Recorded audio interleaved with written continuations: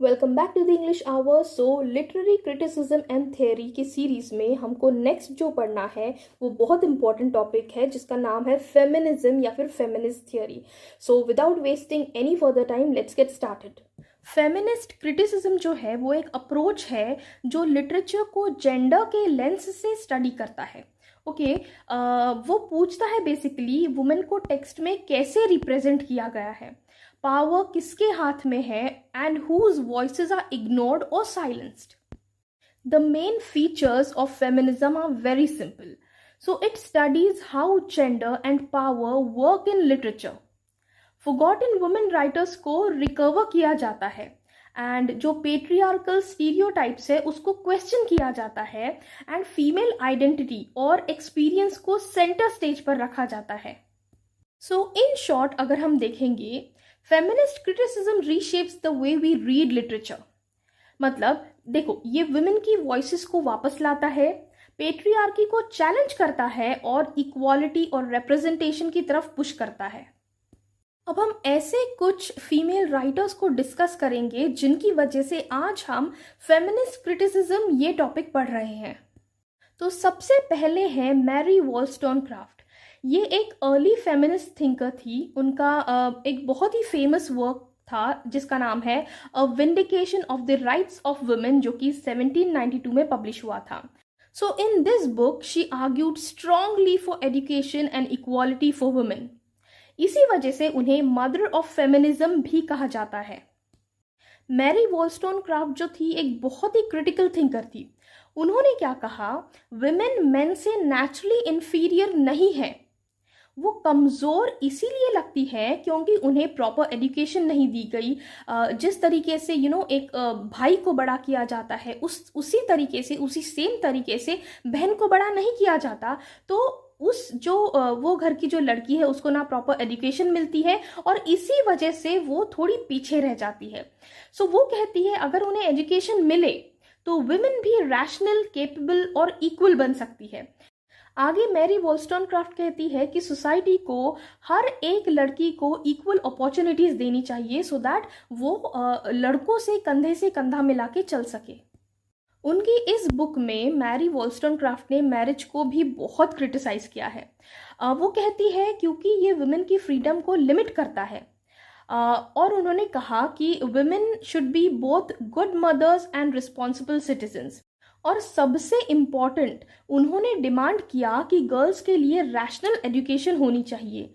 यही बात feminist thought का फाउंडेशन बन गई आगे जाके। मैरी वॉलस्टोनक्राफ्ट थी वो सबसे पहली फीमेल थी जिन्होंने सबसे पहली बार क्लियर वॉइस दी फेमिनिज्म को। एजुकेशन, इक्वालिटी और डिग्निटी के लिए उन्होंने बहुत फाइट की और इनके जो आइडियाज़ थे लेटर फेमिनिज्म क्रिटिक्स जैसे वर्जीनिया वुल्फ हो गया और फिर साइमन डी बिवोर हो गया, इनको इंस्पायर करते गए। Apart from a vindication of the rights for women, उनके और भी बहुत इंपॉर्टेंट और फेमस वर्क है जो कि मैं आपको सजेस्ट करूंगी और अगर आपको टाइम मिले तो आप ज़रूर उनको पढ़िए। Thoughts on the education of daughters, ये बहुत ही अर्ली वर्क था on girls education. Mary a fiction, ये एक नॉवल थी जो वुमेन के स्ट्रगल्स को हाईलाइट करती है। And original stories from real life, ये बेसिकली एक चिल्ड्रंस बुक है, ये मॉरल्स सिखाती है। आगे हम पढ़ते हैं वर्जीनिया वुल्फ के बारे में। सो वर्जीनिया वुल्फ एक मॉडर्निस्ट राइटर थी और उनका बहुत ही फेमस ऐसे था अ रूम ऑफ वंस ओन, जो कि 1929 में पब्लिश हुआ था। सो ये एक फेमिनिस्ट क्रिटिसिज्म के लिए बहुत इंपॉर्टेंट टेक्स्ट है। वर्जीनिया वुल्फ ने कहा वुमेन को राइटिंग और क्रिएटिविटी के लिए इकोनॉमिक इंडिपेंडेंस चाहिए। उनकी मोस्ट कोटेड लाइन है, A woman must have money and a room of her own if she is to write। मतलब जिस तरीके से मेल राइटर्स को एक सेपरेट रूम दिया जाता है सो दैट उन लोग फोकस कर पाए, उन लोग कॉन्सेंट्रेट कर पाए अपने काम पे और अपने लिखने पे, उसी तरीके से वुमेन के लिए भी एक सेपरेट रूम रहना चाहिए जहाँ पे वो कॉन्सेंट्रेट कर सके और अकेले में कुछ लिख सके, जो कि कभी नहीं हुआ। और वर्जीनिया वुल्फ ने उस टाइम पे 1929 में ये कहा था कि औरतों का, वुमेन का एक सेपरेट रूम रहना चाहिए जहाँ पे वो कंप्लीटली अपने काम पे फोकस कर पाए। उनका मेन आर्ग्यूमेंट यही था कि वुमेन के पास राइटिंग के लिए ना तो कोई जगह है, ना रिसोर्सेस है। इकोनॉमिक डिपेंडेंस उन्हें चुप रहने पर बहुत मजबूर करती है।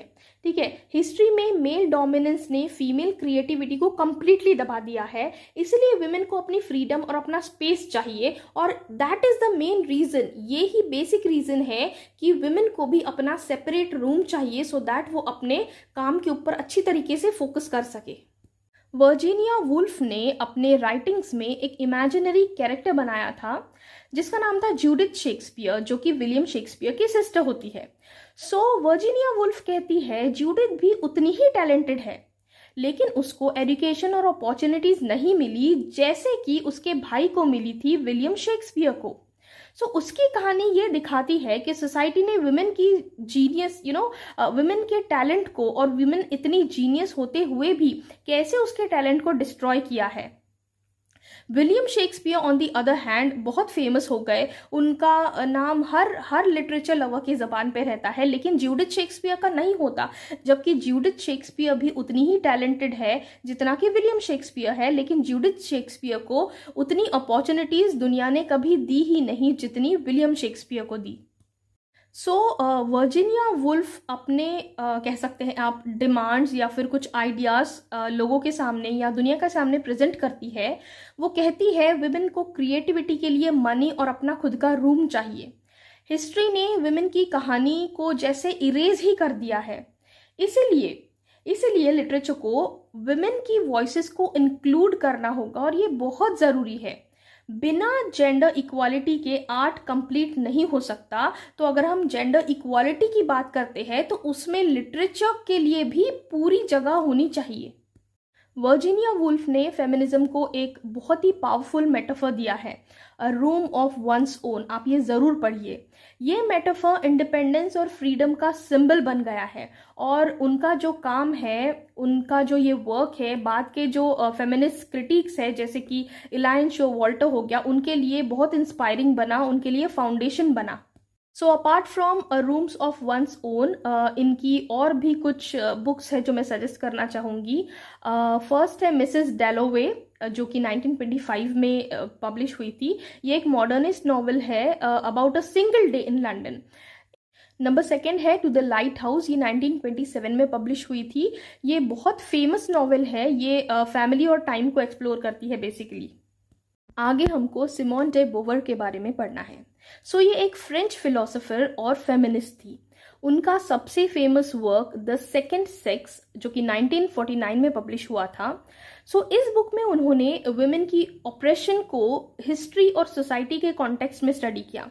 She is considered as a pioneer of existentialist feminism. Simone de Beauvoir का मेन आर्ग्यूमेंट था वुमेन को सोसाइटी में दी अदर बनाया गया है।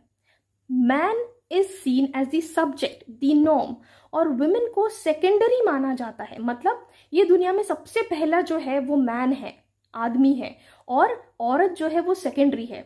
वो कहती है जेंडर रोल्स नेचुरल नहीं होते हैं, भगवान जेंडर रोल्स बना के नहीं भेजते हैं, बल्कि सोसाइटी उन्हें कंस्ट्रक्ट करती है। उनकी बहुत फेमस लाइन है, one is not born but rather becomes a women. जब एक बच्चा पैदा होता है तब वो औरत नहीं होती है, औरत उसको दुनिया बनाती है। ध्यान दीजिए, उन्होंने मेल या फीमेल नहीं कहा, उन्होंने कहा वुमेन। दैट मीन्स जब पैदा होते हैं हम, तब हम वुमेन नहीं होते हैं, बट सोसाइटी हमको वुमेन बनाती है। उनका जो ये फेमस वर्क है द सेकेंड सेक्स, इसमें सिमोन डे बोवर ने बताया कि पेट्रियार्की वुमेन को हमेशा डिपेंडेंट और वीक के रूप में डिफाइन करती है। मतलब पेट्रियार्की को अगर वुमेन को ड्रॉ करना हो तो वो वुमेन को हमेशा कमजोर ही दिखाएगी। ठीक है, फेमिनिटी के मिथ्स उनकी फ्रीडम को लिमिट करते हैं। उन्होंने ये भी कहा कि women must fight for autonomy, equality and individuality. उनका फोकस था फ्रीडम और चॉइस पर। मतलब फ्रीडम भी होना चाहिए और खुद की चॉइस भी होनी चाहिए। सिमोन डे बोवर ने कहा कि बेसिकली उन्होंने ये एक्सपोज किया कि सोसाइटी जेंडर को कैसे कंस्ट्रक्ट करती है, उनकी इस बुक को बाइबल ऑफ मॉडर्न फेमिनिज्म भी कहा गया है, तो सोचो कितना बड़ा ओहदा दिया है। और उनका काम बाद में जो जितने भी फेमिनिस्ट थियोरी आई है या फिर जितने भी वुमेन मूवमेंट्स हुए हैं उसके लिए बहुत इन्फ्लुएंशियल बना है। द सेकेंड सेक्स के अलावा सिमोन डे बुअर ने बहुत इम्पॉर्टेंट वर्क्स भी लिखे हैं, जिसमें शामिल है शी केम टू स्टे, एक एक्सटेंशियलिस्ट नॉवल है। द मैंडारिन्स को इस पर्टिकुलर बुक के लिए उनको प्रिक्स गॉनकॉट अवार्ड भी मिला है। And the memoirs of a dutiful daughter, ये एक ऑटोबायोग्राफी है। इनकी राइटिंग्स में मेनली फिलॉसफी होती थी, फिक्शन होता था एंड ऑफ कोर्स फेमिनिज्म होता था, और इन सारी चीज़ों का बहुत ही अच्छा सा ब्लेंड मिलता था। आगे जिसके बारे में हमको पढ़ना है उनका नाम है इलाइन शोवॉल्टर। ये एक लीडिंग अमेरिकन फेमिनिस्ट क्रिटिक है, ठीक है। उनका सबसे बड़ा कंट्रीब्यूशन जो है वो है गाइनो क्रिटिसिज्म। इसमें उन्होंने वुमेन को एक राइटर के रूप में बताया है, ठीक है। इनके खुद के अपने थीम्स और स्टाइल्स होते हैं, वो कभी किसी को कॉपी नहीं करती है, वो खुद के स्टाइल में लिखती है, खुद के थीम पे लिखती है। उनका एक बहुत फेमस ऐसे है जिसका नाम है फेमिनिस्ट क्रिटिसिज्म इन दी वाइल्डरनेस। इनका ये जो वर्क है वो फेमिनिस्ट थियोरी में एक लैंडमार्क माना जाता है। इस पर्टिकुलर वर्क में शोवॉल्टर ने फेमिनिस्ट के क्रिटिसिज्म के दो मेन एस्पेक्ट्स बताए हैं। The very first one, women as a reader, मतलब कैसे वुमेन को मेल राइटर्स ने रिप्रेजेंट किया है। दूसरा, वुमेन एज राइटर, वुमेन के खुद के राइटिंग्स और एक्सपीरियंस का एनालिसिस होता है ये। और उन्होंने वुमेन्स यूनिक वॉइस की इंपॉर्टेंस को हाईलाइट किया है। जैसा कि हमने फर्स्ट लाइन में पढ़ा कि इलाइन शोवॉल्टर का सबसे बड़ा कंट्रीब्यूशन था गाइनो क्रिटिसिज्म। ये लिटरेचर की दुनिया में एक नया फ्रेमवर्क था। उन्होंने एनकरेज किया कि हम वुमेन्स लिटरेरी ट्रेडिशन को स्टडी करें, और इसी के साथ जो फेमिनिज्म है या फिर फेमिनिस्ट लिटरेरी क्रिटिसिज्म है एक सीरियस एकेडमिक फील्ड बन गया। इलाइन शोवॉल्टर के और कुछ इंपॉर्टेंट वर्क्स भी है, जिसमें है अ लिटरेचर ऑफ देयर ओन, जिसमें वुमेन की लिटरेरी ट्रेडिशन का स्टडी किया गया है। द फीमेल मेलोडी, इसमें वुमेन और साइकोलॉजी के ऊपर ये बेसिकली वर्क है। और सेक्सुअल एनार्की, ये कल्चर और जेंडर रोल्स के बारे में बताता है। आगे हम पढ़ते हैं फेमिनिज्म इन इंडिया। ये बहुत इंपॉर्टेंट टॉपिक है, आप इसके नोट्स अच्छे से लिख लीजिए।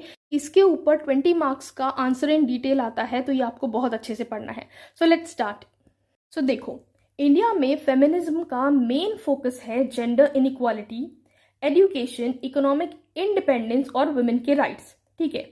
सो ये मूवमेंट हमारे हिस्ट्री, कल्चर या फिर सोशल स्ट्रगल्स से बहुत ही क्लोजली कनेक्टेड है।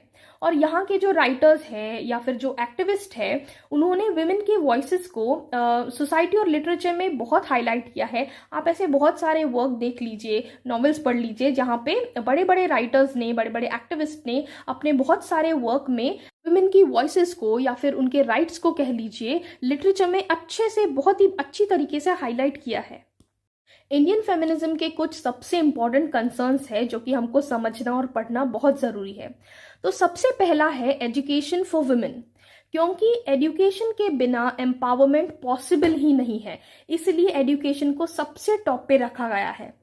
दूसरा कंसर्न है पेट्रियार्कल कंट्रोल से फ्रीडम, मतलब फ्रीडम तो है लेकिन उसमें भी पेट्रियार्कल कंट्रोल है। वुमेन को अपने लाइफ चॉइसेस खुद लेने का हक मिलना चाहिए। तीसरा पॉइंट है equal opportunities at work place, that means salary की बात बोलो या फिर प्रमोशंस की बात बोलो या फिर पोजीशंस की बात बोलो, इन सारी चीज़ों में फेयर ट्रीटमेंट होना चाहिए। इन सारी चीज़ों में उतनी ही इक्वल अपॉर्चुनिटीज वुमेन को मिलनी चाहिए जितनी मेन को मिलती है। और finally representation in politics, literature और मीडिया, क्योंकि जब तक वुमेन की वॉइस हर जगह इक्वली रिप्रेजेंट नहीं होगी तब तक ट्रू इक्वालिटी अचीव करना ऑलमोस्ट इम्पॉसिबल है, ठीक है। सो इन्हीं इश्यूज पर इंडियन फेमिनिस्ट मूवमेंट्स जो है कंटिन्यूसली काम कर रहे हैं।